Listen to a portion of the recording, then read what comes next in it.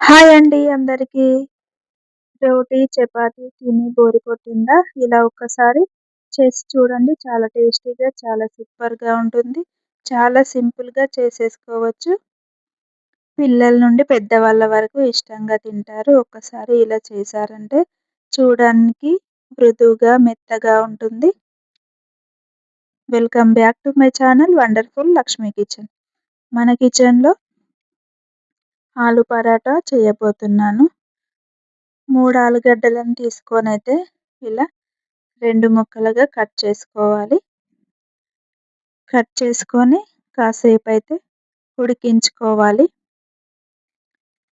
ఉడికించి ఇలా తురుముకోవాలి.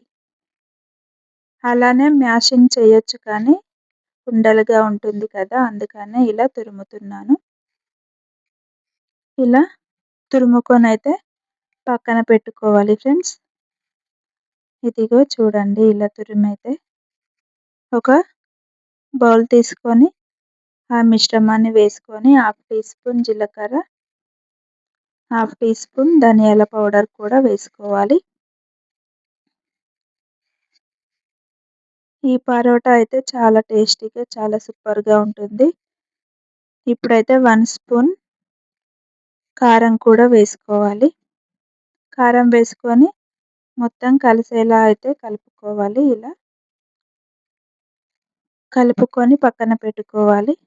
మరొక బౌల్ తీసుకొని అందులో 2 కప్స్ గోధుమ పిండి వేసుకోవాలి.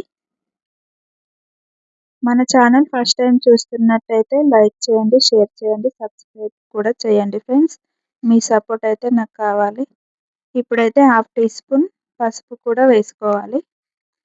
అలానే కొత్తిమీరని సన్నగా కట్ చేసుకొనైతే వేసుకోవాలి. కొత్తిమీర అనేది ఎక్కువగానే ఉండాలి ఫ్రెండ్స్. ఇప్పుడైతే బొంబాయి రవ్వ 2 స్పూన్స్ అయితే వేసుకోవాలి. ఒక గ్లాస్ వాటర్ పోసుకొనైతే కలుపుకోవాలి. ఇలా మంచిగా కలిసే వరకైతే కలుపుకోవాలి. చపాతీ, రోటీ తిని బోర్ కొడుతుంది కదా! ఇలా ఒక్కసారి పిల్లలకు చేసి పెట్టారంటే చాలా ఇష్టంగా తింటారు. పిల్లల నుండి పెద్దవాళ్ళ వరకు. చాలా మెత్తగా ఉంటుంది. చాలా టేస్టీగా ఉంటుంది. ఒక్కసారి మీరు కూడా ట్రై చేసి చూడండి. ఇలా పిండినైతే కలుపుకోవాలి. ఇలా కలిసే వరకైతే మంచిగా కలుపుకోవాలి. ఇలా చూపించే విధంగా ఉండలు లేకుండా అయితే కలుపుకోవాలి. ఇలా కలిసాక మనం ఆలు తురుముని పక్కన పెట్టుకున్నాం కదా! అది కూడా వేసుకోవాలి. వేసుకొనైతే అది కూడా మంచిగా కలుపుకోవాలి ఫ్రెండ్స్. ఈ ఆలు తురుముకైతే కారం అనేది మంచిగా పట్టుకుంటుంది. చాలా టేస్టీగా ఉంటుంది పరోటా.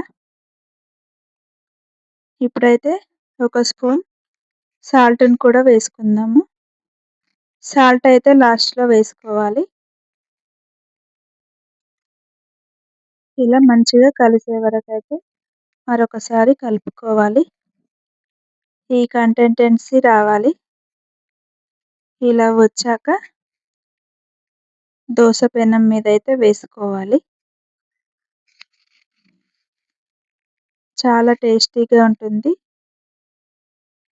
పిల్లలైతే ఇష్టంగా తింటారు. చపాతీ, రోటీ తినరు కదా! ఇలా ఒక్కసారి చేశారంటే తినేస్తారు. ఇప్పుడైతే స్టవ్ మీద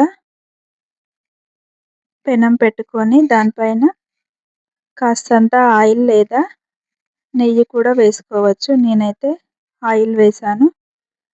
ఇలా ఒక గరిట వేసుకొనైతే కొంచెం మందంగానే వేసుకోవాలి. ఇలా వేసుకొని కాస్త తిప్పితే చాలు. కాసేపైతే అయ్యాక దాని చుట్టైతే ఆయిల్ వేసుకోవాలి. ఆయిల్ వేసుకొని ఉల్టా తిరిగేసుకోవాలి.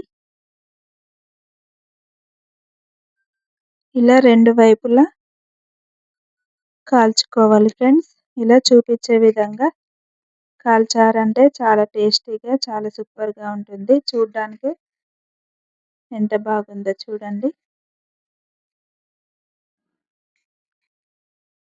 మీరు కూడా ఒక్కసారి ట్రై చేసి చూడండి. ఎలా ఉందో కామెంట్ బాక్స్‌లో చెప్పండి ఫ్రెండ్స్. చూడండి చూడ్డానికి ఎంత స్మూత్‌గా ఉందో. దూదిలా ఉంది. Bye friends.